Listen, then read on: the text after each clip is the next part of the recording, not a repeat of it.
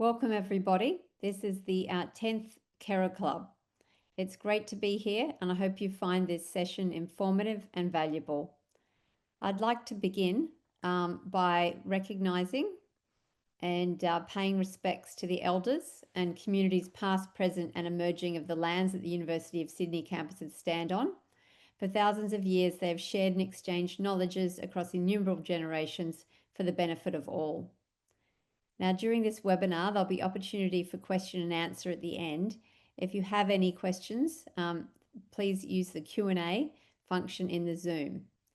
The webinar will also be recorded and it'll be available afterwards on YouTube, and we'll let you know via email. Now, I have the pleasure of introducing Michelle Pritchard. She's the moderator today. She's an internationally recognized violinist who's pursuing her lifelong dream, a career in music.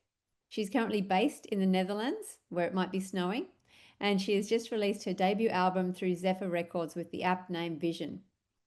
It is deeply entwined with her personal journey, a story of struggle, resilience, and renewed clarity, which the album embodies in its themes of artistry, transformation, and rediscovered vision. Thanks for joining us, Michelle. Thank you so much, Stephanie, and good evening, everybody. And as Stephanie has already said, this is our 10th KeraClub. What used to be in person has become a webinar over the years, which enables us to reach a further audience. It's such a pleasure to have you all tonight to celebrate this incredible milestone. KeraClub is a joint initiative between Keratoconus Australia and the Save Sight Institute. It's created to connect patients, carers, clinicians and researchers, and to remind everyone affected by keratoconus that we're part of a strong and supportive community.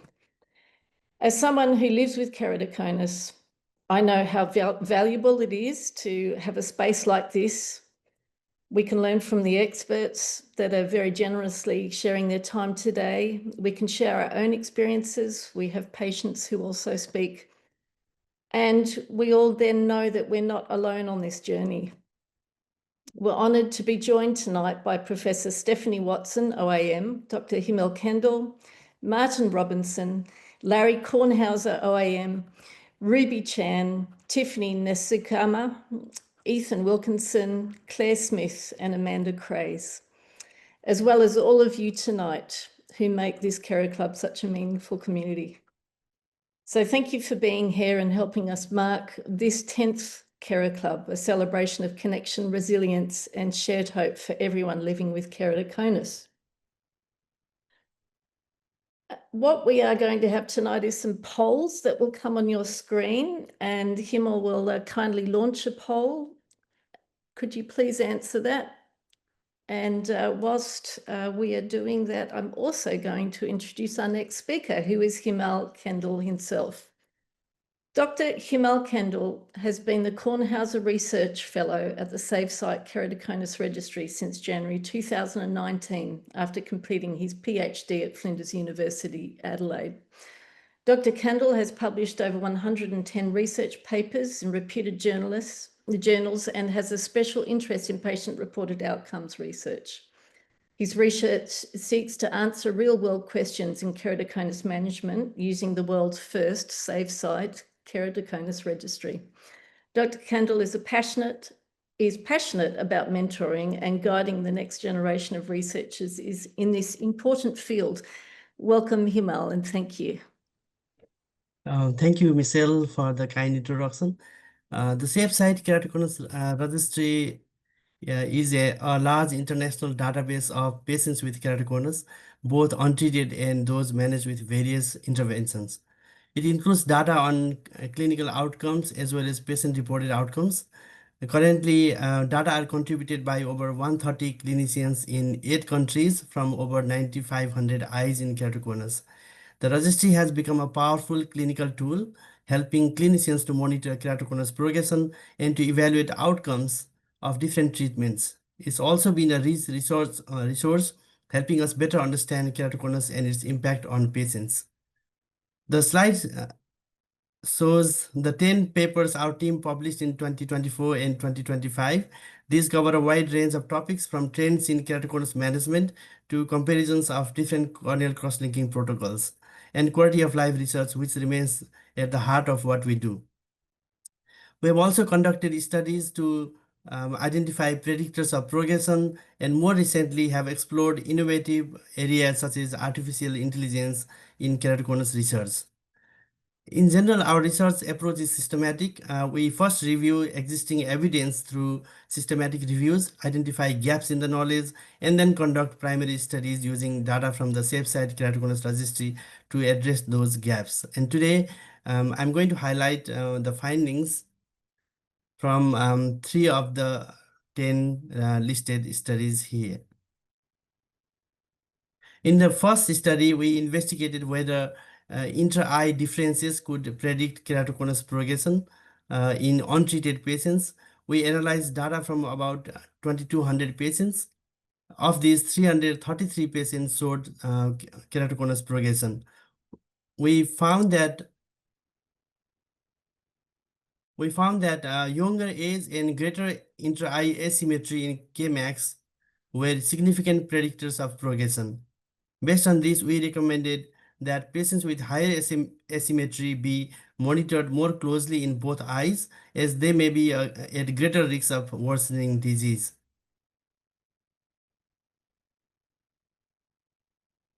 The second study compared epi-on and epi-off corneal cross-linking. There were 46 eyes in the epi-on group and over 1,200 eyes in the epi-off group, which is the more standard procedure. At 12 months follow-up, there are no significant differences between the two groups in changes in visual acuity, corneal curvature, and minimum corneal thickness. However, the smaller sample size in the epi-on group and relatively short follow-up period are the limitations of this study, and we plan to address this in future long-term studies. The third study, which has been recently accepted for publication, examine the trends in keratoconus management in Australia. We used multiple data sources, including the Save Sight Keratoconus Registry, Australian Corneal Graft Registry, and MBS data. We observed that the number of corneal grafts performed for keratoconus has decreased over time, as you can see in the graph as well. Meanwhile, cross-linking procedures have increased, particularly among males and patients aged 15 to 24 years, although there is considerable variation between the states. The use of rigid gas permeable and scleral lenses has doubled over the past 30 years. These findings highlight the changing landscape of keratoconus management in Australia and underscore the importance of monitoring outcomes taking into account these trends. I want to thank all our supporters and collaborators who make this research possible. Together, through the Save Sight Keratoconus Registry, we are continuing to generate real-world evidence that helps improve care and outcomes for people living with keratoconus. Thank you. Thank you, Himal, for bringing us up to speed with all of your incredible work that you do every year. You must just be so incredibly busy with what you're doing. Our next speaker tonight is Martin Robinson. Being in the graduate class of 1994 from QUT, Martin originally worked in country Queensland. This included fly-in and fly-out work in concert with Dr. Gary Bryan of the Fred Hollows Foundation Remote Aboriginal and Torres Strait communities. He also worked with corneal surgeons fitting RGP contact lenses to post-graft corneas. In 2006, he made his way south to Hobart for a slower pace of life. Since 2009, he's been owner and principal optometrist in his own independent optometry practice and has a keen interest in contact lenses and dry eye diseases.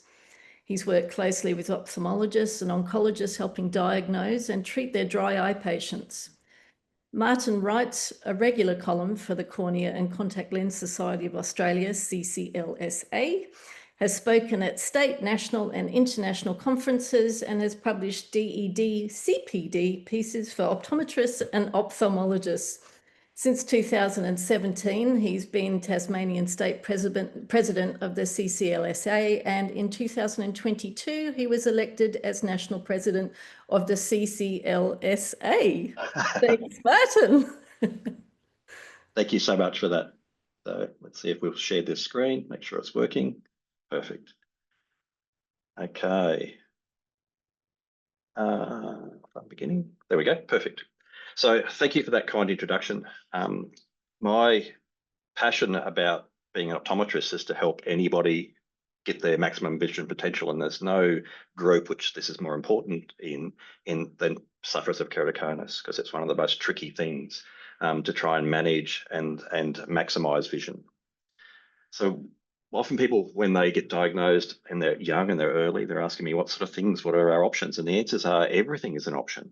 You know, whatever works is what works, and whatever the simplest thing that works is what we go for, or whatever you wish to go for is what we go for.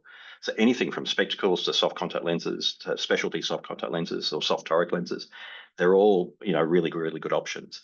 What I've spent most of my life and most of my career fitting are corneal hard lenses, or corneal RGP lenses, and they can be everything from spherical lenses, front and back surface toric lenses, which is where we put power in different places to try and maximize the vision if there's a residual problem and that the contact lens itself doesn't mask the vision, and bitorics, which get more complicated, and the new generation ones which are freeform as well.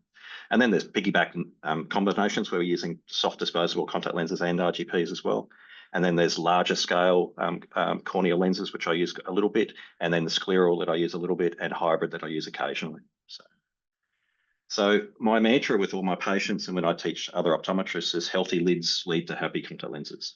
You know, so if you don't look after the ocular surface, then you're going to have contact lenses that don't wet well, and mean you don't see well, and it increases your allergic response, and it really increases the inflammatory response as well. So if I hit play on this little video, this is a contact lens that's not wetting properly, and it's not wetting properly partly because of lid problems, partly because of poor tear quality, partly because of poor cleaning as well, all of which I try and address with my patients, but they're all things that I think as optometrists we need to do a bit better with. So that's part of my education push that I do.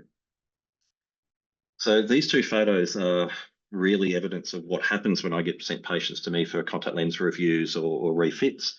Both of these people have got quite bad blepharitis and very bad inflammation called ocular rosacea, the top photo in particular.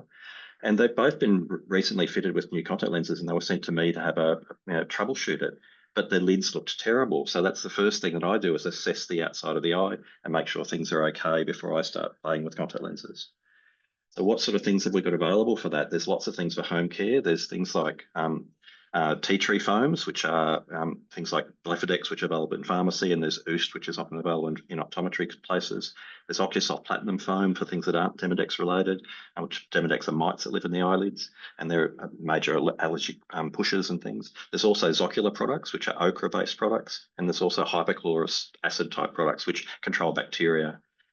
In terms of what we can do in clinic, in practice, we have Blefex devices to try and clean and debride all the debris off the lashes. And the new thing that we've got is Zest, which is an ochre-based in-clinic treatment. This is a short video of Zest, and Zest is basically a way to try and clear blepharitis away and reduce allergy response, reduce allergic and inflammatory markers in the tear film as well. And it's using an ochre gel to cleanse the outside of the eye by doing a bit of a scrub, which this little video is highlighting. And that cleans things like biofilm away, it kills Demodex, it reduces inflammation, it's analgesic, and it's anti-inflammatory. So it's a bit of an amazing thing. We don't need to use anesthetic. It comes in a little steri pack, and it does an amazing job at cleaning. These next two pictures are also patients that were sent to me for refitting with problem contact lenses. And if you look at these eyes, what's going on? The eyelids look like there's a bit of extra makeup there, and I can tell you this lady hadn't worn mascara that day. So this is makeup that's residual from prior. They're very dry and scratched and dirty and not wetting contact lenses, and the eyes are really, really inflamed. So again, why wouldn't we treat the eye first before we try and manage and refit these contact lenses? So some of the things that I find most commonly with patients coming in is they may not have been told about protein treatment. Proteins in our tear film, proteins deposit on contact lenses, proteins cause anti-wetting of contact lenses and cause problems. So what we have for protein treatments, there's a couple of different things that are around today, because back 30 years ago, there were little tablets called Ultrazyme, which were enzymatic tablets, but they've been gone for a long time. So we've got Progent, which is a system which is a two-part mixing thing. So you're mixing part A and part B together. You soak your lenses for 30 minutes, and then you take them out, rinse them, and put them in your normal storing solution. And then there's Boston One Step, which is some drops that you put into your thing, and then that one's a 4-hour minimum, but preferably an overnight soak. But again, in the morning, you have to rinse that well off and clean it away. So to give you an idea on how cleaning can change the pathway, this these two videos, the one that's on the right side with the dirty contact lens is a patient that was sent to me for refitting with contact lenses, and they just paid all the money for new contact lenses. They didn't want to spend more money on contact lenses. I didn't think the contact lens fitted well, but I knew I could make the contact lens cleaner and I could clean up the eyelids. So I cleaned up the eyelids.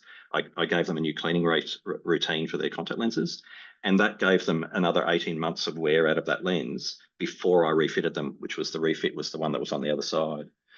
So managing the contact lens can reduce the cost factor for patients. You don't have to force a new contact lens on someone as long as it's clean and their eyelids are clean. And I think it's really important to give people options.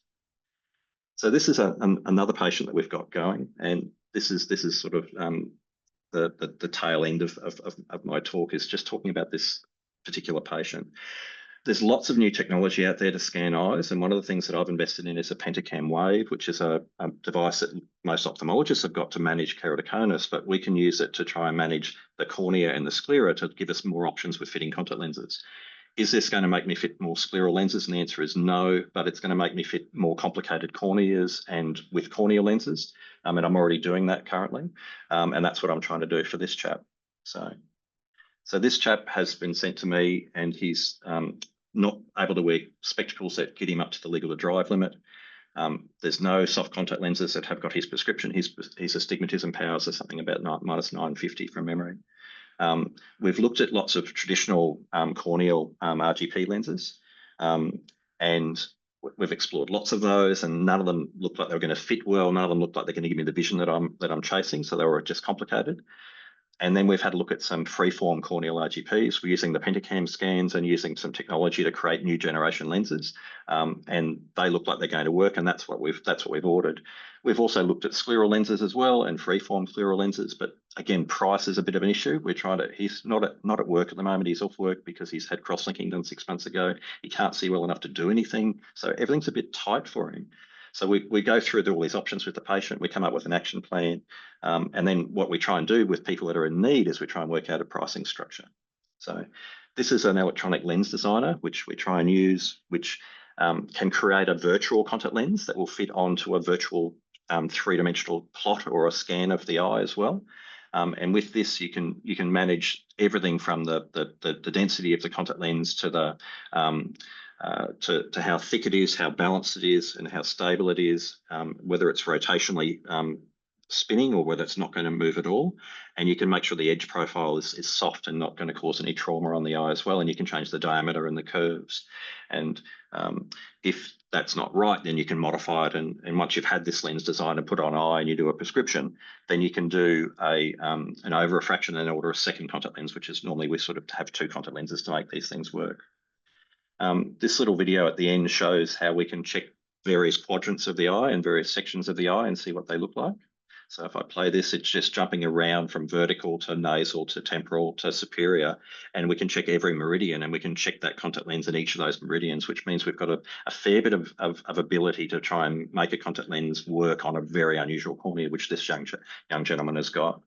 So, so my final thoughts are, it's okay to feel frustrated. You know, I feel frustrated as an optometrist trying to fit patients sometimes. It's okay to feel frustrated as a patient when you've got something that's a special thing. You know, there are lots of things and lots of options you can search for contact lens care, and you can also find optometrists that specialise in keratoconus. The Contact Lens Society of Australia has a Find a Practitioner page, and you can type in keratoconus in that as a precursor, and it will give you a list of people in your area that specialise or treat keratoconus. And I think those things are really good. One of the questions that came through as a pre-question before, if I just go to that, there was an 87-year-old chap who made a question about the fact that years ago we used to have contact lenses that were deeply tinted, and I remember those. You know, I'm old enough to have fitted those sort of contact lenses, and they were darker browns and darker blues, and they made him easier for him to find his contact lenses if he dropped them. And the new contact lenses that he's got, although he loves them, he's losing quite a number of them because they're a lighter blue or a lighter green. And normally it's called a blue ice or a green, a light green colour. And they are a little harder to see. And the new materials that we're using today, so they don't take tint well. So we can still tint old materials, but they're not healthy for the eye. So the new materials that are that are healthy for the eye don't tint very well. So I hope I've answered that question a little bit, and hopefully can get to the more in the Q&A later. Thank you. Thanks so much, Martin, for what is always a very difficult thing to fit us as keratoconus patients. And this looks like this is getting easier and easier with the technology and with your expertise as well, which is fantastic. As Martin also mentioned, if you have any questions, you can use the Q&A section of the Zoom meeting to submit your questions, and we're going to have a panel discussion after we finish with our speakers. So if you could please do that. And we've also got another poll. So this poll is going to be talking to someone with keratoconus, and Himal's just going to launch that. If you can answer that, that would be great.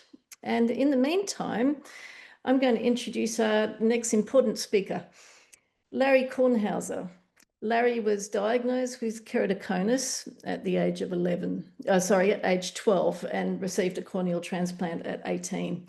He went on to complete a Bachelor of Economics with honours and later a Diploma of French language while living in France. In 2023, he completed a Certificate of Public Health and Eye Sector Leadership. Larry worked for over 35 years as an economic journalist and translator for a range of international organisations and various economic journals, and he now manages his family business.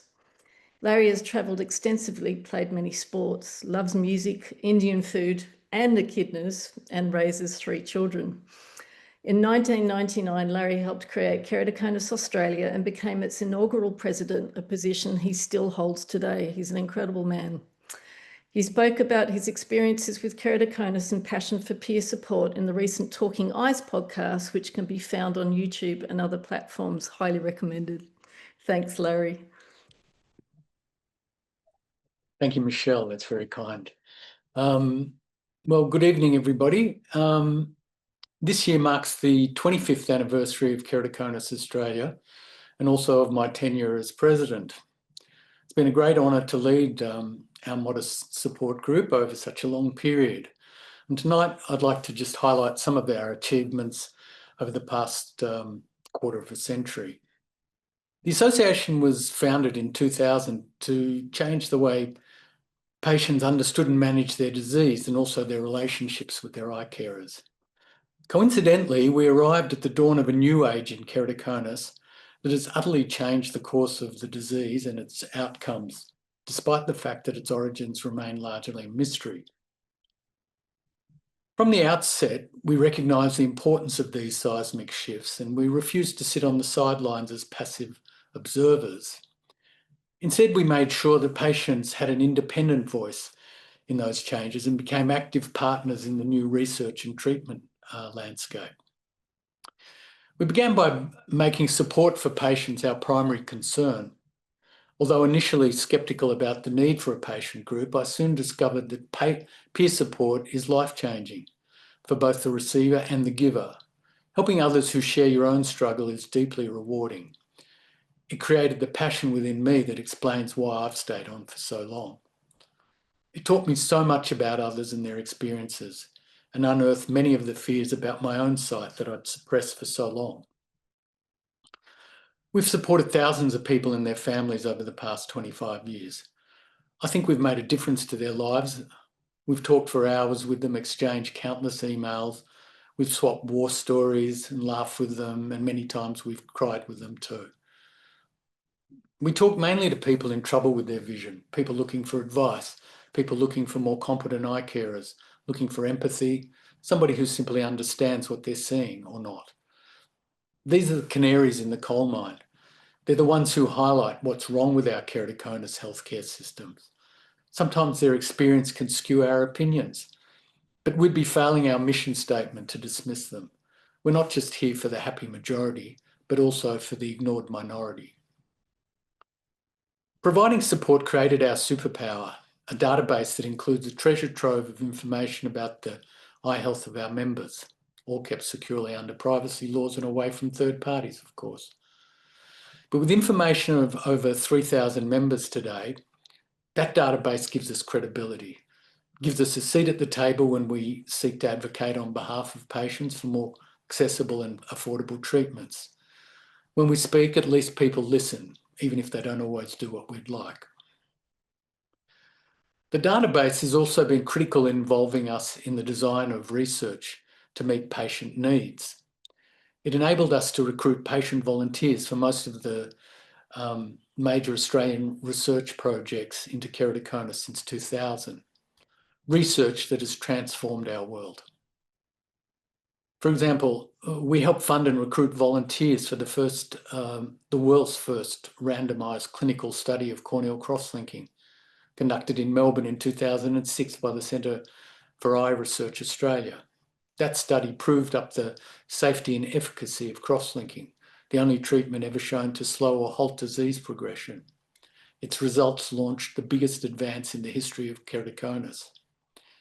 In 2015, we helped fund and launch the Save Sight Keratoconus Registry to gather real-world evidence on cross-linking and patient outcomes. That data convinced the Australian government in 2018 to fund cross-linking through Medicare, transforming the lives of thousands of people. In 2017, we supported development of keratoconus-specific quality of life questionnaire, the QOC, which is now the global standard for patient quality of life studies. It's used by the registry, and that showed that keratoconus has a greater impact on the quality of life than macular degeneration and retinal disease. More groundbreaking research. And we even use our database to recruit volunteers for a keratoconus training clinic for Melbourne University optometry students that we created in 2006, another first in Australia.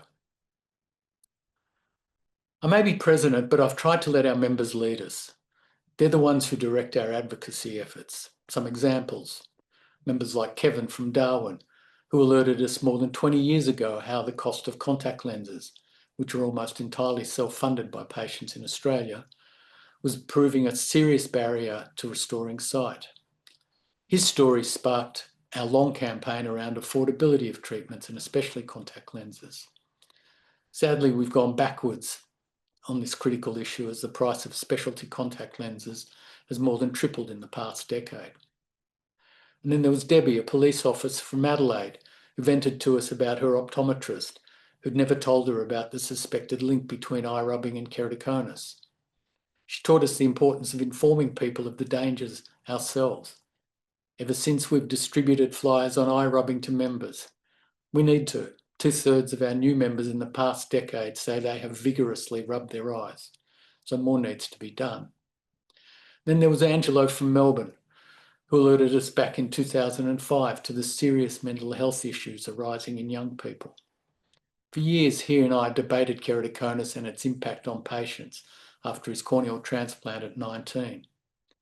He stumbled many times, but ultimately was inspired by Professor Ron McCallum, who was blind yet became Dean of Law at Sydney University. On hearing of Professor McCallum, Angelo wrote to me these words: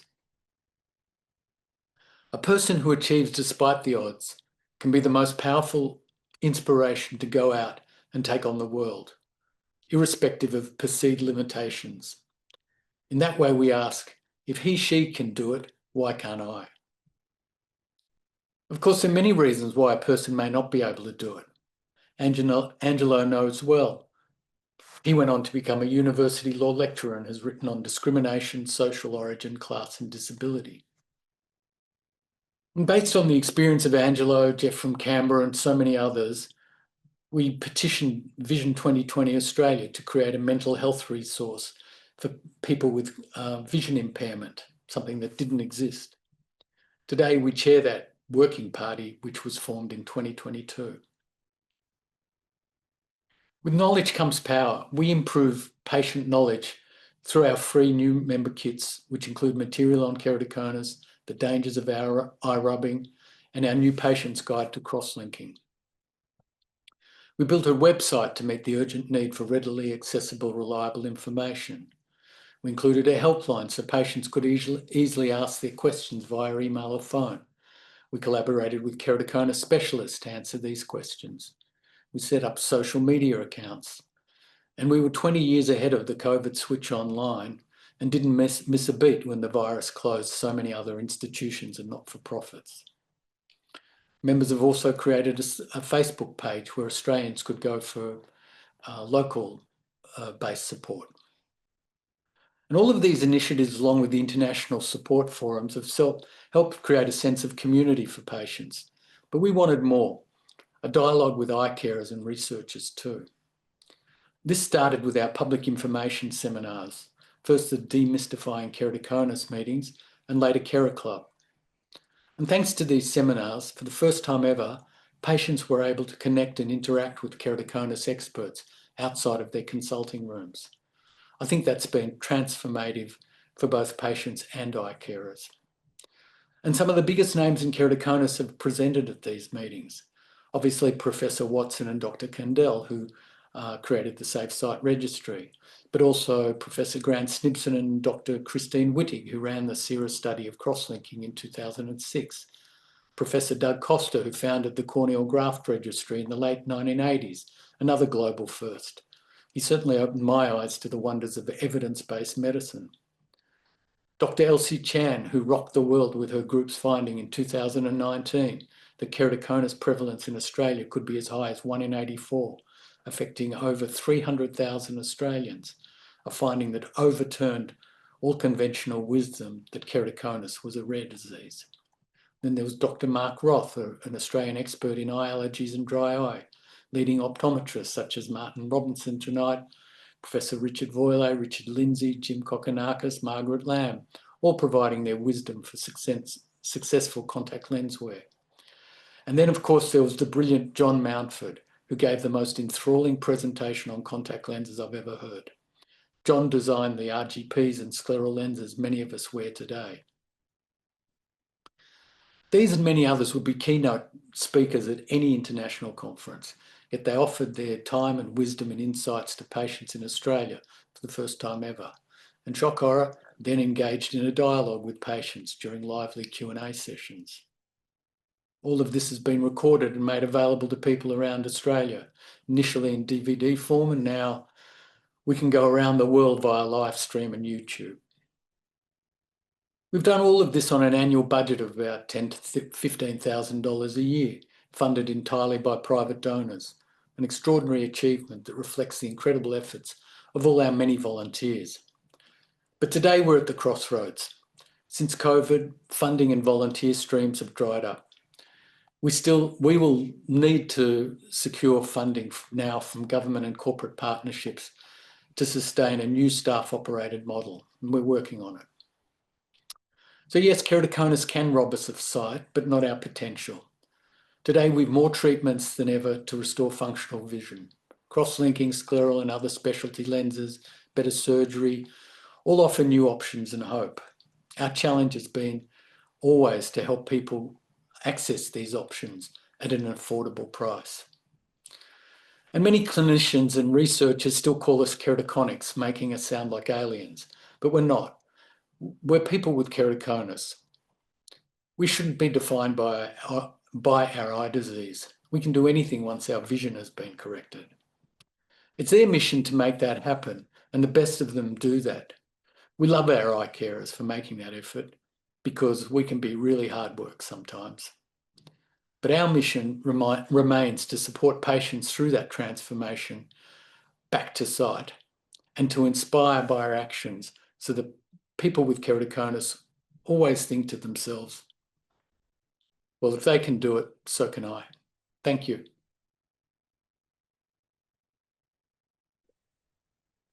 Thank you, Larry, for giving us such an incredible overview of what I feel is one of the most valuable things that we have as keratoconus patients, and all of the community work that you do and the talks that you have with the professionals. And it is really such a valuable resource that we have. And I hope we can all take something with us today and think about what we might be able to do to be able to contribute to help such a valuable resource. We're now going to have another poll, however, and this one is about affordability and outcomes.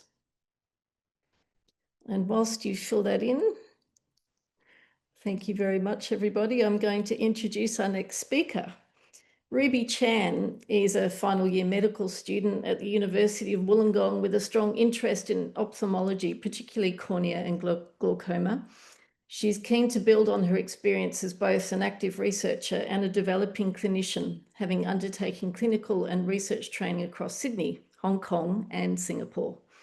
Ruby has presented her work both locally and internationally and is the recipient of several academic awards, including the Deputy Vice-Chancellor Grant, AOA/GSM Scholarship, and Rosita King Ho Scholarship. She is passionate about advancing equitable access to ophthalmic care and contributing to innovations that improve patient outcomes. She continues to seek opportunities to expand her experience in clinical ophthalmology and research collaboration. Thank you, Ruby. Hi, Michelle. Thank you for the introduction. Okay, just checking that the screen is working correctly. So thank you for tuning into my talk, everybody. And I'm happy to introduce my topic, which is social determinants and disparities in keratoconus. And this review was supported by Dr. Kandel and Professor Watson. So first of all, what is a social determinant? So social determinants of health are non-medical factors that influence health outcomes, including income, education, neighborhood, and access to care. And we know that keratoconus affects the cornea, but we also find it very important to look beyond the cornea. And that is because keratoconus affects people differently depending on where and how they live, and not just how the cornea is. So some people get diagnosed and treated early, and others face long delays. So the point of the study is to look at how we can make it fairer for everybody and try to get better outcomes for everybody involved. So what did we do? We looked for studies across the world answering these questions, and we combined results from 22 studies which covered over 600,000 people in 10 countries. So we looked at their social determinants, including money, education, where people live, etc., and try to see how they affect and relate to keratoconus treatment and outcomes. So what did we find?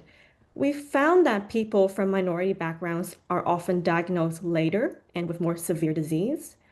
People with lower income, and in some countries, if they have less insurance coverage, found it harder to access treatment and were more likely to need a corneal transplant.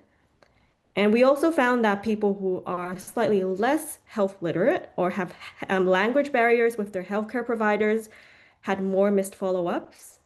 And this is true even when the clinics are nearby, and especially true when the cost and experience of dealing with their healthcare system can affect these circumstances. So what can we do? So first of all, coming from a policy perspective, from a more systemic perspective, there's a few things we can do. So we can offer early screening for high-risk groups.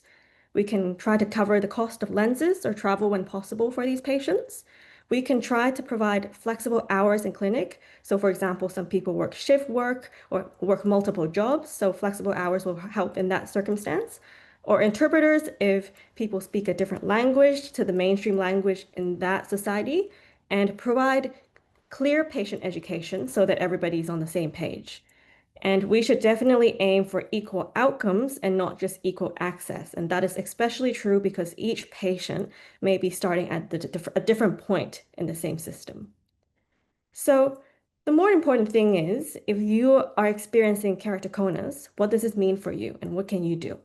So we have to acknowledge the fact that there are systemic inequalities and systemic barriers. So definitely we need to start there. But also if you have keratoconus, there are also some things that you can do from your end. So we can try to work as a partnership between healthcare providers and people experiencing keratoconus. And we know that your background should not decide your outcome. So there are a few things we can do. So first of all, ask about treatment options. Definitely know and ask your doctor or your optometrist or whoever is helping you in this situation, especially if you're unsure or if you're newly diagnosed or sometimes when there are time constraints. And let your healthcare provider know if you're facing any difficulties or need any help, and share your experience with others to guide future improvements. So For example, this webinar where we're having our club and we're discussing with people who are involved is a very good starting point to share your experience and try to improve the understanding of keratoconus and improve outcomes for everybody. So thank you for listening to my talk today. Thank you very much, Ruby. I hope we can all find a way through, no matter what part of our journey we're in. We're next going to introduce Tiffney. Dr. Tiffney Nesakumar is a junior doctor based at Princess Alexandra Hospital in Brisbane, currently undertaking a Master of Philosophy. Her research focuses on the epidemiology of keratoconus in far north Queensland, with a particular interest in the role of ultraviolet UV exposure in disease prevalence and progression. Passionate about bridging clinical practice and research, Tiffney aims to contribute to improved diagnostic and management strategies for corneal disorders in diverse populations. Thanks, Tiffney.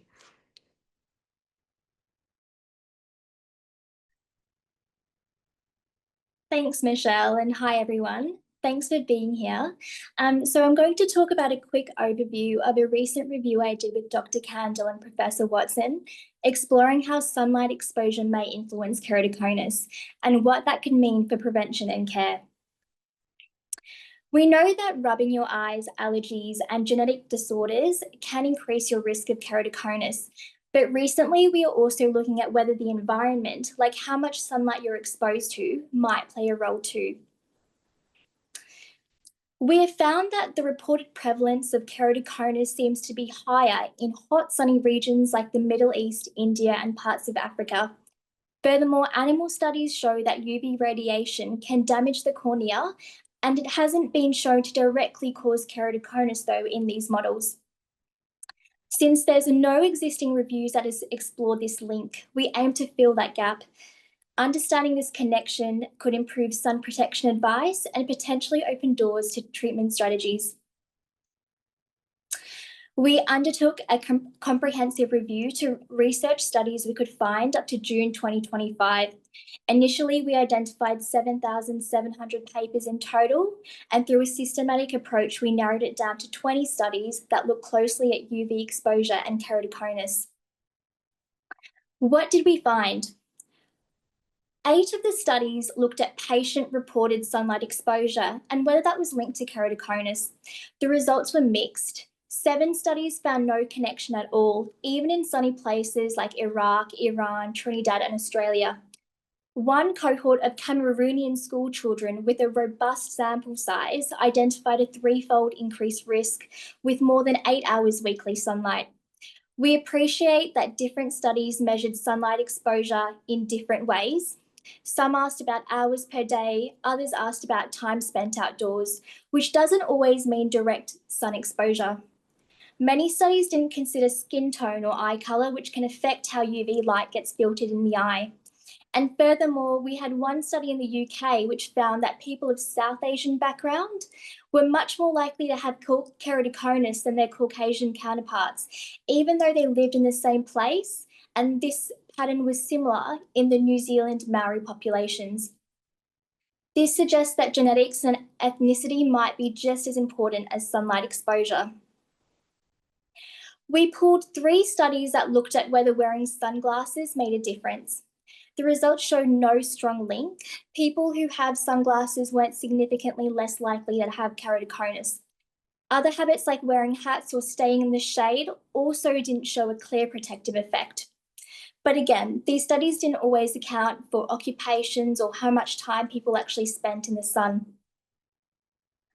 We looked at biomarkers. One was a biomarker of time spent outdoors that has been validated in myopia studies, and it's called conjunctival ultraviolet autofluorescence, or SUVAF.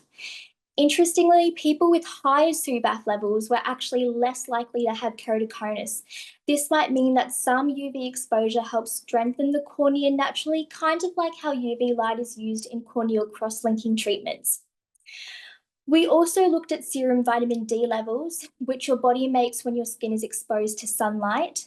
In a pooled results of 4 studies, we found people with keratoconus had much lower vitamin D levels than those without. This is backed by recent studies showing a link between vitamin D level and disease severity, and there is new research looking at the role of supplementation to address vitamin D deficiency. So what does this mean for you? First, the link between sunlight and keratoconus isn't simple.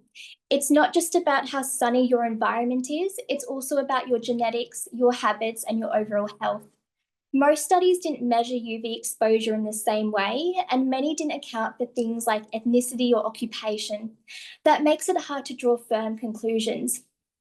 To really understand how sunlight affects keratoconus, we need better studies, ones that use wearable UV sensors, ask detailed questions about our sun habits, and track vitamin D levels over time. We also need to look at how genetics and the environment interact, and this could help us create personalized advice, like who might benefit most from sun protection. Thank you again for being here today and for taking an interest in this research. Understanding how sunlight exposure can affect keratoconus is still a work in progress, but it's an exciting area that could lead to better prevention and care, and I hope this talk gave you useful insights into this new area of research. Thank you for your insights, Tiffany, and we wish you all the best with further studies that you'll be participating in as well. Our next speaker is Ethan Wilkinson, and Ethan is a doctor currently working as a medical registrar within the hospital and outreach setting in the Northern Territory. He's passionate about addressing the health disparities faced in rural and remote Australia, which has led to his research in AI-based solutions. Outside of work, Ethan is an avid diver, mountaineer and runner, and he's taken time out tonight to come and speak to us. I should say today, sorry. Thank you. Thank you, Michelle. Thank you. All right. Hi, everyone. Today we'll be discussing our research on the ability of artificial intelligence to predict and diagnose post-operative outcomes in corneal transplantation. Firstly, I thought it would be important to discuss artificial intelligence as a tool which is being rapidly adopted throughout medicine.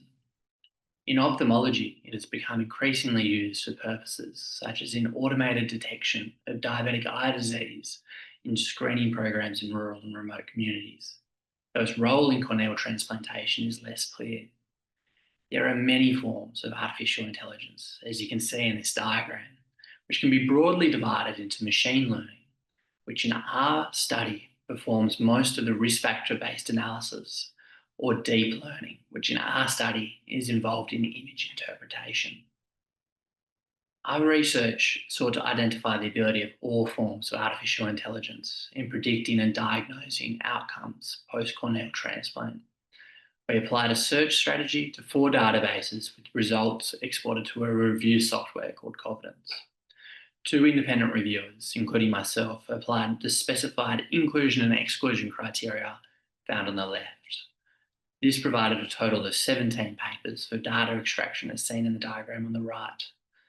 These papers were then subsequently extracted into 4 categories, those being papers which assessed imaging-based diagnosis of outcome, imaging-based prediction of outcomes, risk factor-based prediction of outcomes, and lastly, in identifying novel risk factors.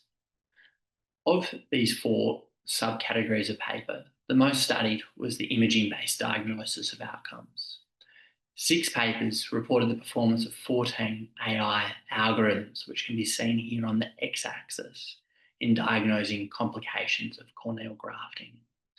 Reported sensitivities and specificities of the AI, which can be seen on the y-axis, predominantly exceeded 90%. Interestingly, this was found to be similar to the performance of 2 independent expert ophthalmologists. Various types of AI, which are again plotted on the x-axis, were evaluated for risk factor-based prediction of outcomes with mixed results, ranging from poor specificities and sensitivities less than 70% to specificities and sensitivities greater than 90%, again present on the y-axis. Of the other 2 subcategories of paper assessed, imaging-based AI prediction of outcomes was found to be equal or exceed the ability of expert ophthalmologists, whilst the results of AI identification of novel risk factors was again mixed.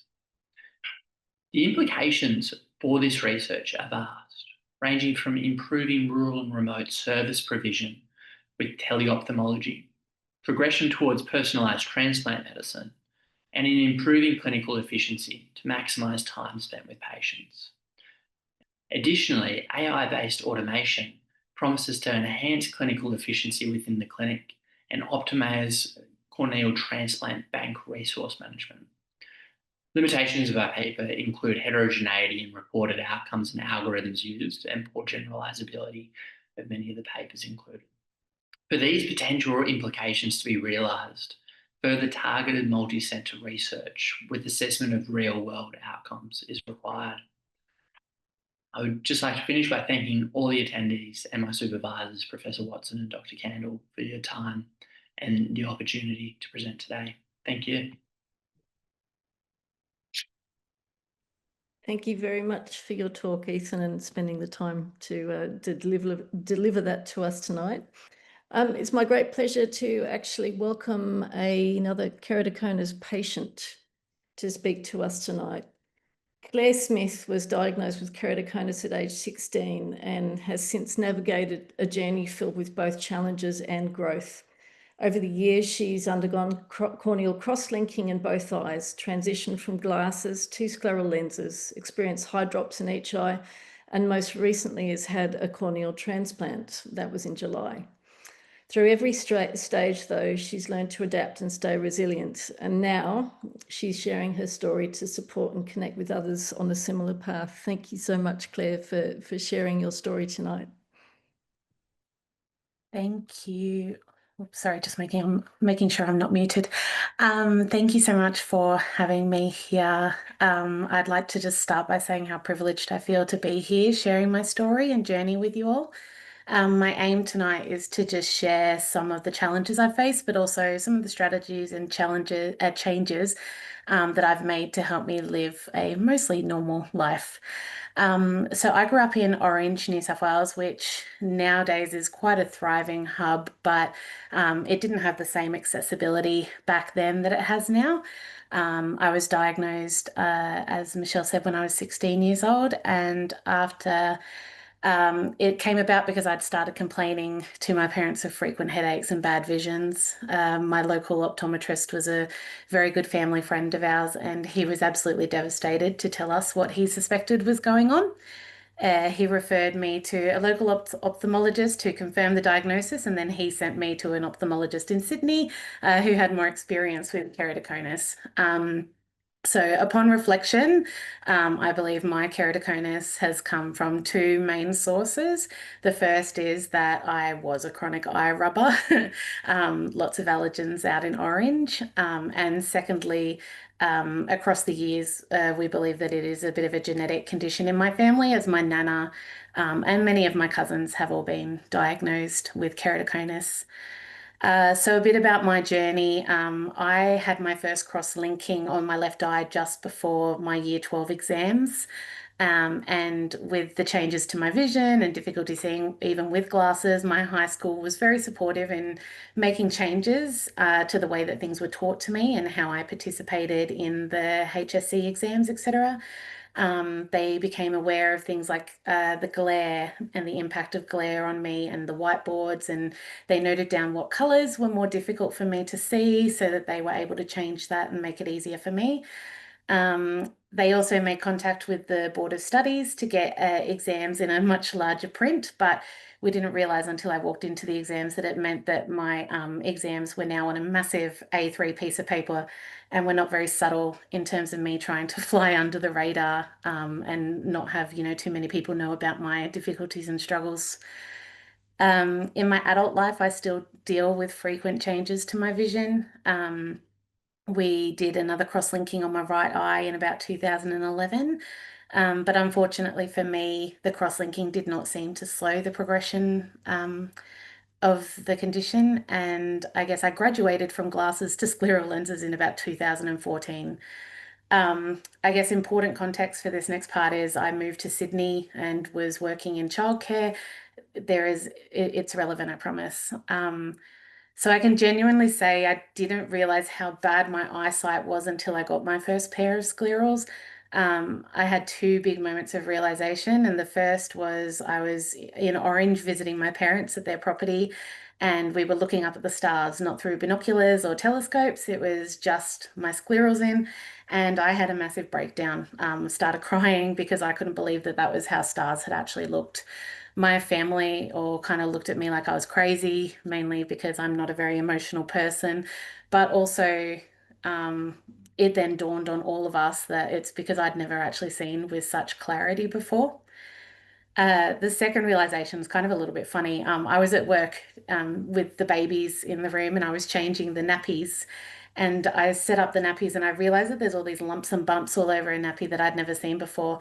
And I questioned our other staff about when we got new nappies, and they were very, very confused about what I was talking about. And it wasn't until they told me the nappies always look like that I found out that it wasn't actually the nappies that had changed. It was just me being able to see for the first time. So over the years, I've needed frequent changes to the scleral lenses. I found that the most drastic changes came about for me when I was pregnant with my children. So my optometrists at the time were aware of the changes going on in my body. So we held off on getting new lenses until after my body had, I guess, settled. To see if my eyes would bounce back to what they were. But in both cases, it was necessary to make changes to my scleral lenses post-pregnancy. So I would say so far, since 2014, I've probably had at least 10 different sets of scleral lenses. Sometimes I didn't need both eyes at once needing adjusting, but, one or two. So I guess fast forward to March 2022, something wasn't right. My contact just wasn't fitting, and I thought it was fogging over. I tried doing a bit of a deep cleanse with it, didn't seem to work. Eventually, I looked into the mirror to try and figure out what was going on, and I found out it wasn't actually the contact lenses, it was my eye. I managed to get an emergency appointment with my ophthalmologist, and they informed me that I'd developed eye drops, or a tear in my right eye in the cornea. I didn't really understand much about it. I hadn't heard about it really before, but I was told that it would usually only last about 4 to 6 weeks before it healed up. Unfortunately, this is not the case for me in my right eye. It took me about 3 months later when the light sensitivity started to disappear and I could start to live a normal life again. I found the eye drops to be really quite uncomfortable. Especially when it came to light exposure. It meant I did end up quitting my job and selling my car and stayed at home. My 3-year-old son basically sat in front of a TV all day to keep him entertained. And it was a genuinely really dark time for me in terms of my mental health. I do still have a significant scar on my right eye from the eye drops, but it doesn't impact my vision too much these days. So we decided to eventually decided to have a transplant on my eye, and on the morning of my surgery, I actually woke up with a fever and a really bad chesty cough, so we had to postpone that surgery. We booked in to do the surgery again, and it was probably a good 6 months later, and the week of my surgery, I woke up and tested positive for COVID. So we postponed it again. I took a bit of time off from having my surgery just so I could try to get my mental health back in a good place. I was, starting to get ready to have the surgery. And then in October last year, I guess the unthinkable for me happened, and I developed eye drops in my left eye this time. It happened on the morning that I was supposed to leave for a family holiday to go to my brother's wedding, so I couldn't get in to see a specialist on the day, but I did call a local optometrist, and he got me in and confirmed that it was eye drops. Gave me some, eye drops and stuff until I could go to see an ophthalmologist. This case, it was not nearly as painful. It didn't last as long, but unfortunately it did cause a significant fog over my entire line of vision. And so around this same time, I started to experience kind of corneal hypoxia, or a lot of pain in my right eye. which I was told was corneal hypoxia. So there was not enough oxygen getting to my eye. It meant that I had to, I guess, take a lot of breaks from wearing my contacts in my right eye. And it also meant that I had to take a fairly significant amount of time off work at different intervals whenever it was happening. This really, I guess, caused a lot of concern for my future eyesight, because if I wasn't able to wear contact in my right eye and I had the fogginess in my left eye, I was working with very limited vision. So I started researching what I could do to help my vision, and I got in contact with Keratoconus Australia and had great conversations with both Larry and Michelle. And then I referred myself to Vision Australia and Guide Dogs Australia to see if they would be able to provide me any more help. So Vision Australia were not able to provide help unless it was at a quite significant cost to myself, but Guide Dogs Australia were able to support me. They sent a mobility specialist to help me, and they assessed where my vision was at, and they have determined that I am eligible for a cane, which I do have now to help me get around when I'm unable to wear my contacts. So this year I was finally able to have a corneal transplant on my left eye, as that was the eye with the worst vision. So far my recovery from the surgery has been really smooth. I've had minimal pain, and I'm really excited about what the future will be post-surgery. So, while my journey has had some really significant challenges, I'm left feeling extremely hopeful for the future, with all the new innovations that we're seeing coming forward and making processes easier and smoother. Hopefully, with our continued advocacy, we can see some further financial support for patients and a wider system of supports that are readily available. Thank you for listening to me talk tonight. What an incredible life you've had, Claire, and it's so incredible also to be able to hear your positivity and the fact that you are able to know where to reach out to also receive the expert help that you need to. And we wish you all the best with your recovery too. I think you're amazing with children as well, and everything that you have to do in your life. The fact that you're able to be smiling here today is really is a great positive thing for keratoconus patients to see too. Thank you so much, Claire. We're now going to go on and have our next very important speaker. Professor Stephanie Watson OAM, FARVO or FARVO, is a corneal surgeon known for her groundbreaking research in corneal therapies. Professor Watson is the head ophthalmology specialty and head corneal research group, Sydney Medical School, the University of Sydney, and head of the corneal unit, Sydney Eye Hospital. She leads the Save Sight Keratoconus and Dry Eye Registries as the chief investigator.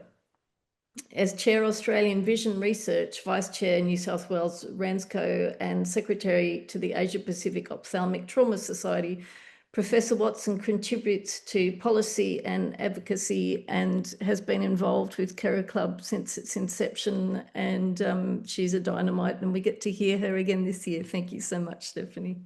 No, thank you, Michelle, very much for the kind words of introduction, and it's been lovely to hear all the other speakers, and particularly Claire's story there. I'm now going to share my talk here, and I hope you can all see the slide there.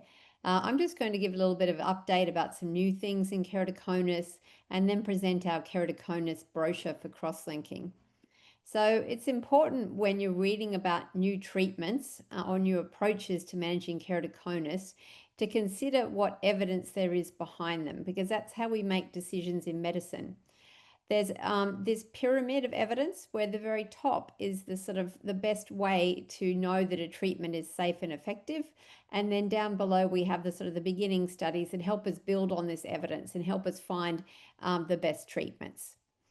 So there was a global consensus on keratoconus and ectatic disorders undertaken. And this was a meeting of specialists from across the planet, from 4 international corneal societies. And the idea was to get together to review all the evidence available for keratoconus and make some decisions that could be used in clinical practice. Now, one of the key things in keratoconus is trying to tell when the disease is getting worse, and this is called progression of the ectasia or increasing stretching of the cornea. And what this consensus came to was to say that there's progression. You need a change in at least 2 parameters in the cornea, and it's got to be above the magnitude of the testing instrument. So when we image patients with keratoconus, there can be some variability in the results from the imaging because it's hard for the patient often to focus on the machine, and the cornea isn't a standard shape. And so generally we're looking for a change in the front of the cornea, a change in the posterior cornea, or some increased thinning. And the changes have to be consistent over time. But the most important thing to note here is that you don't have to have a drop in vision for the disease progression to be occurring. And that's because the progression may occur in the bottom half of the cornea, where keratoconus is often more common. And then only later on, when it really starts to affect the central areas, does vision drop. Now, this global consensus has recently been repeated, and I was fortunate to be on the panel representing the Australian New Zealand Corneal Society. And we got together to try to update these guidelines and information about keratoconus and ectatic disorders. And these are some of the statements that have come out from this recent exercise. So corneal cross-linking has been recommended for all cases of progression where it's been measured with a corneal imaging device, that is tomography or topography. And in addition to the changes in the anterior and posterior shape, there's also changes in posterior elevation and thinning of the thinnest point of the cornea that can be accepted in terms of progression. Patients with allergy or atopic disease, that means a propensity towards allergy, are at higher risk of progression. But this alone is not sufficient for cross-linking. They still should wait until the progression has been demonstrated. There was strong endorsement from the consensus panel on early cross-linking for children at diagnosis if they have keratoconus. And this is due to the high risks of progression at a younger age. Accelerated epithelial off cross-linking was the most common and most supported by the consensus. But they didn't recommend prophylactic epithelium on cross-linking in children or young adults without progression. Okay, the Epi-on was not recommended for prevention, but it may still be considered, they said, in adults with milder or less progressive disease. If there's progression after cross-linking, then retreatment could be considered. And we heard a little bit about vitamin D, and you may wonder whether supplements are useful, but they're not really a replacement to treatments such as cross-linking. They're only adjuncts, and the evidence really is still emerging. So there's not enough data there on our pyramid to recommend supplements for keratoconus. But as we've heard today, all patients should be advised to stop eye rubbing, as we think this is linked to progression. This is a recent paper that we published in the British Journal of Ophthalmology, looking at what happens when somebody removes their contact lenses to have measuring to see if they're progressing or not, or to assess their function. And it was very interesting because we found that there's quite variable times when you take your contact lens out to when the cornea sort of normalizes, and that can range from sort of a medium of 2 weeks with soft lenses to up to close to 8 weeks for hard lenses, less for orthokeratology. There's only one study with tinted lenses, and so that was a short time period. So all of this we need to consider when we're determining if there's progression. The time to this contact lens stabilization, the differences we found was influenced by multiple factors, including the lens materials, the water content of the lens, the water modality of the lens, the contact lens fit, and the patient age, and also the method of corneal assessment, whether it was imaging or whether it was also looking at the biomechanics of the cornea. And so when a patient is being assessed without their contact lenses, individualized recommendations should be given based on the patient characteristics and the lens type. And you probably need more than one tool to determine that the readings are accurate and whether there's changing over time. Some of you may have heard of a treatment called corneal allergenic intrastromal ring segments. And what this is when limited amounts of corneal graft tissue are placed within the cornea. And they're ring segments because they're shaped like part of a ring. And generally they're placed, as you can see in this diagram, below the steepest part of where the cone is. And the idea is that these segments can try to reshape the cornea. Patients that may be considered for them are generally those that have failed contact lens wear. The procedure is considered minimally invasive, though there still can be complications, including rejection and melting over the ring. There has been a systematic review that has shown that overall it can improve uncorrected distance visual acuity, corrected distance visual acuity, and also the corneal shape, and that the complication rate is actually relatively low. But we still don't have comparative randomized studies, controlled trials to really know the full efficacy and safety of this treatment, particularly over time. And it's also still being determined the exact nomograms or the exact sort of formula you use when figuring out how much tissue to put in. But the evidence is continuing to grow. Now, corneal cross-linking is used to treat keratoconic corneas by providing them with greater strength. And the concept is that by putting these cross-links between the layers in the cornea, it can be strengthened, and it's said to get up to 300 times stronger. There's been a new drug that's been involved in the cross-linking procedure that some of you may have read about. Not quite sure how to say it, but it could be epioxia, and it's for use in cross-linking. And what it is, it's just another form of riboflavin. So you still have to have the cross-linking procedure. It was studied in a phase 3 trial where they compared the epioxia against a sham treatment or vehicle. So it wasn't compared with any other riboflavin agents. And in that study, they showed there was a half a unit of flattening compared to the control, and the control got half a unit steeper. So they said, look, overall, there was about a 1 unit in corneal shape difference with the treatment. And there were no serious adverse events reported, where most adverse events were mild and transient. So it looks like this may be a product that can be used in the cross-linking procedure. Ultimately, it would be good to have comparative data to compare it to other riboflavins that are already available in other cross-linking techniques. We've developed this brochure for patients to read on corneal cross-linking and their carers, and it's available on the Keratoconus Australia website. And I'm very grateful to Keratoconus Australia and Larry Kornhauser for helping us develop this brochure. I'll just quickly show you the contents. We have, first of all, we have a 1-page flyer, and this is a very abbreviated version of the brochure for people that don't want to read the full thing. But this does have a QR code to the further information in the brochure. So we go through basically what cross-linking is, and we explain the procedure. We then talk about the effects of cross-linking and how likely it is it will work, whether it can be repeated, which it can, whether both eyes will need to be treated, and then what are the risks of cross-linking and whether it's worth going ahead. We also address the effects of cross-linking in the long term, and also the effects of not having the cross-linking. There are many different types of cross-linking procedures out there, and the evidence is still evolving on a range of them. And we briefly discuss the different types of cross-linking. The most common procedure performed is still epithelium off cross-linking.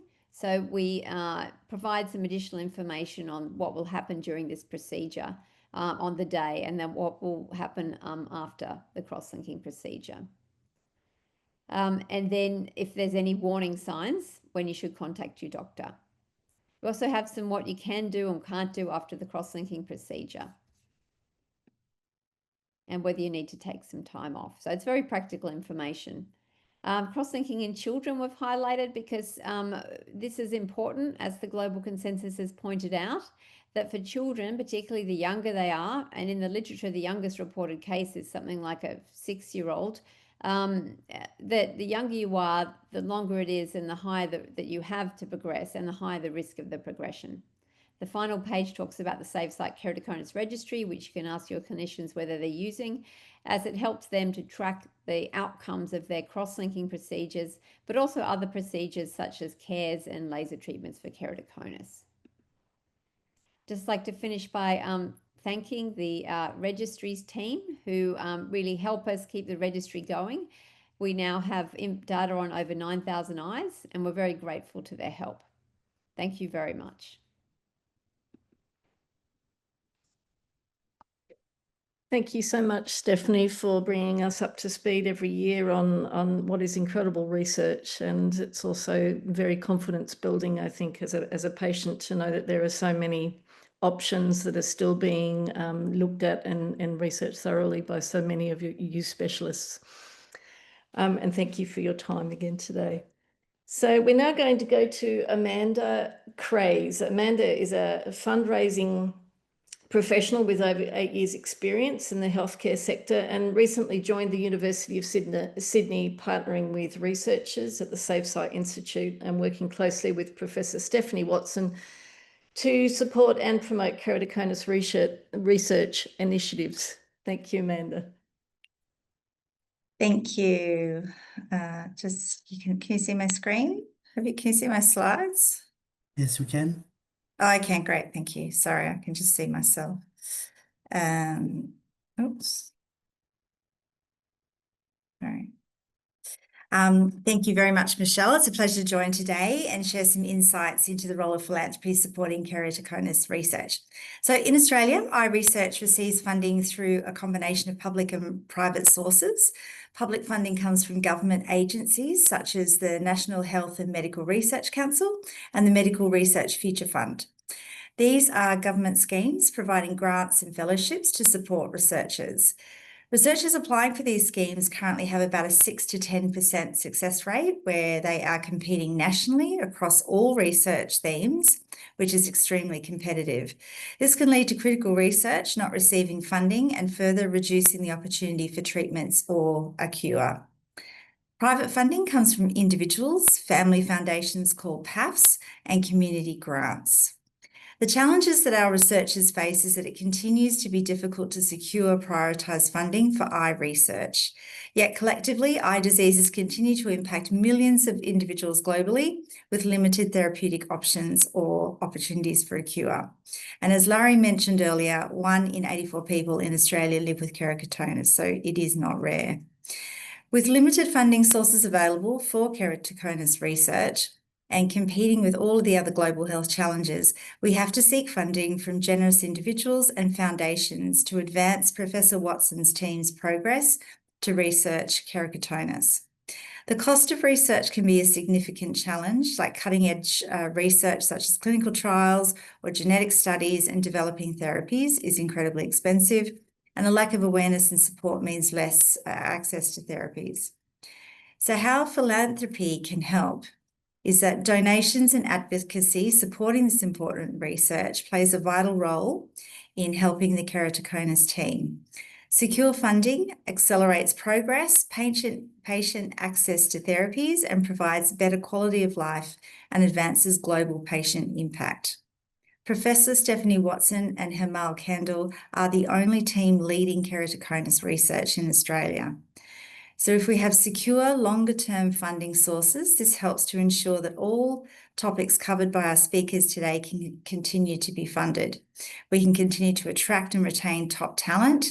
We can continue to prioritise keratoconus research based on the greatest patient need and impact, and ensuring long-term research is supported to enable meaningful data collection for advancing these therapeutics and patient quality of life outcomes locally. So no matter how large or small a donation, supporting keratoconus research makes a difference today and into the future. There are various ways to support the research team through considering a single gift or a regular monthly donation. You can donate through your workplace giving program if you've got one.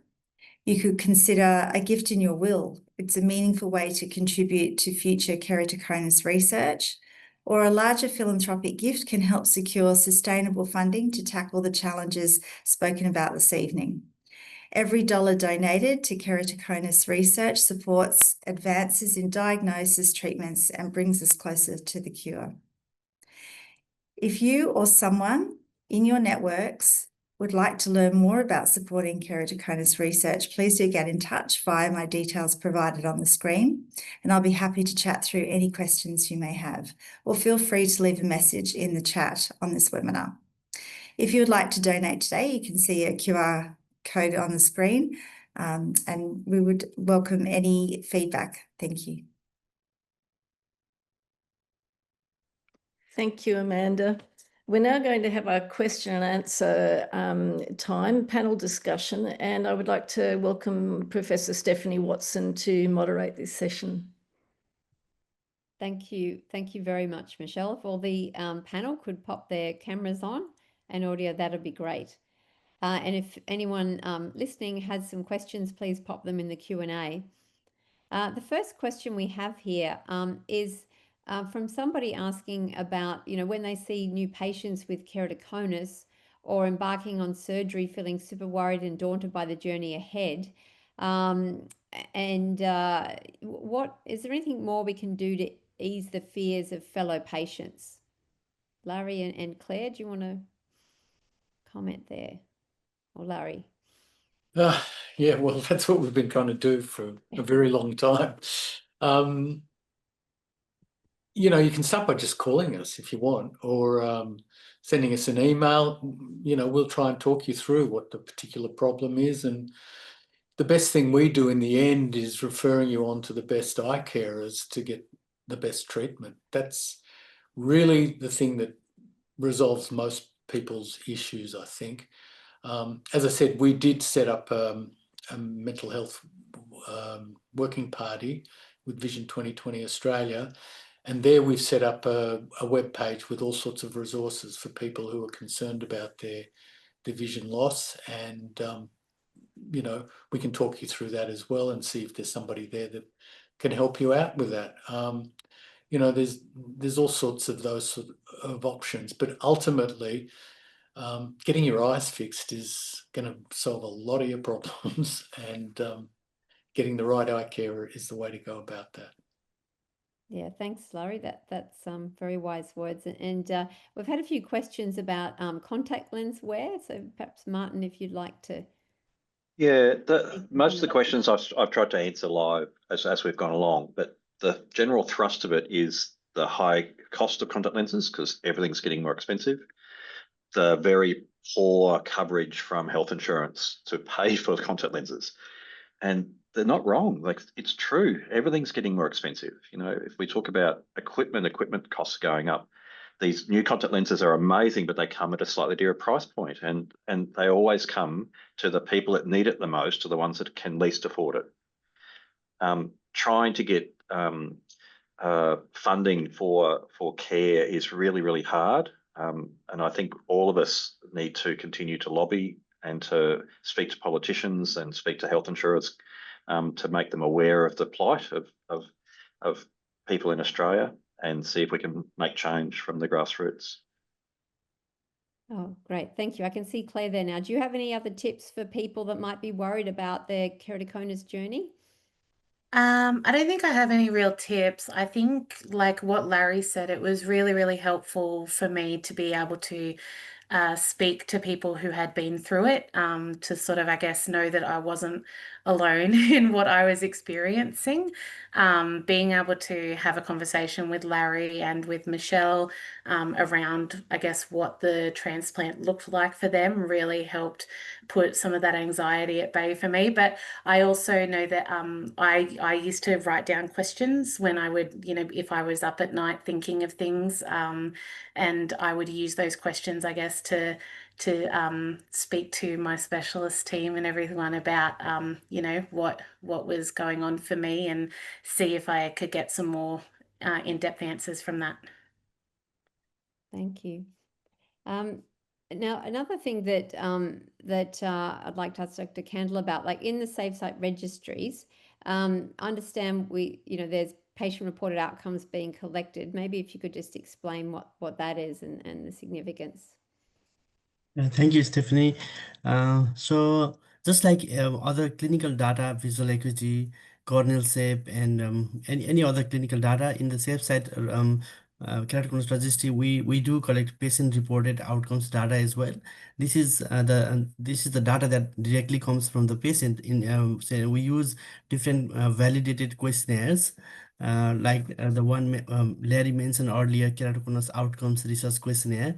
It does have a set of validated questions on different domains of quality of life, and we do collect data and then and track the patient-reported outcomes. As patients come in different clinical visits, we can track patient-reported outcomes as well.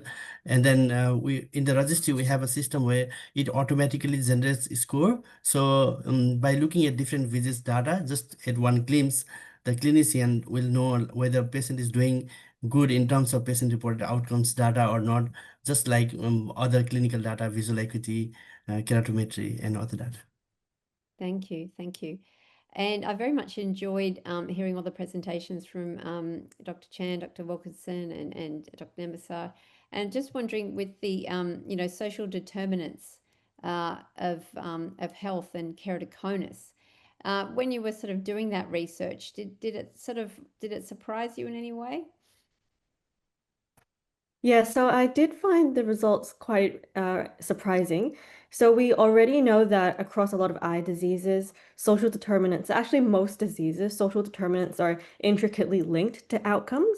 But I was very surprised at to what extent the outcomes were affected. So we were seeing very statistically different outcomes for patients who have differing levels of income or differing levels of education, or even to a point where even if they're living closer to clinics or hospitals, their outcomes are still relevant to their social determinants, which is honestly quite surprising for me. So that is also why it's very important to present this research, so everyone's aware of this. Thank you. And Ethan, do you think AI is coming to our clinics soon? Oh, I hope so. I think it's a very exciting area, and one that's progressively becoming more and more part of regular practice. It's very much becoming a mainstay of practice in rural and remote areas for things like diabetic retinopathy screening, in which there's been cases such as in the Pilbara, when they've been able to improve diabetic retinopathy screening by 11 times by using automated diabetic retinopathy image interpretation. And so I think if there's a similar sort of algorithm that can be applied to keratoconus, that's incredibly exciting. Yeah, no, definitely. We definitely could advance keratoconus research. And somebody has asked in the chat where can they donate to push more research in Australia. So I don't know whether in a minute, Amanda, you can reshare your slide before we close out. But I'll just ask Tiffany. So, I mean, I guess your research highlights that there's still a lot more work to be done. What do you think is sort of the next direction?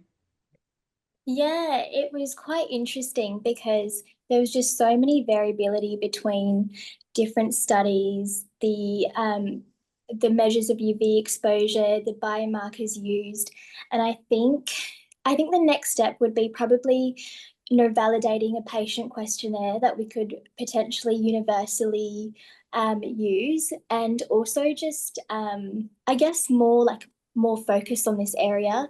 I think climate in general has just recently come into market.